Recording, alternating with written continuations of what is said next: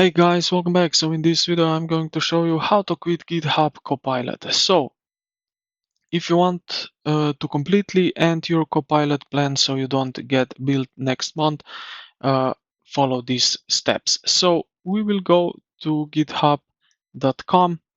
So right now we are in this GitHub Copilot. All right, now click your profile picture in the upper right corner and then select the settings. So where they are, right here, gear icon. Look at the left side bar under the access section and click billing and licensing. Then select licensing like that.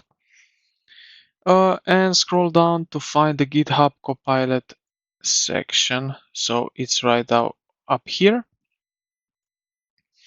Now, if you have this plan, you will see here basically probably manage subscription.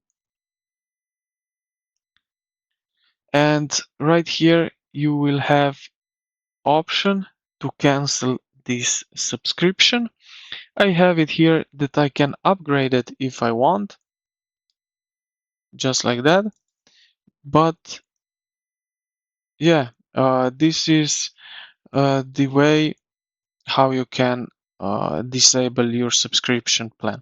So I hope this video helped you out. If it did, consider to like the video and subscribe to the channel. Thank you for watching, and I will see you in the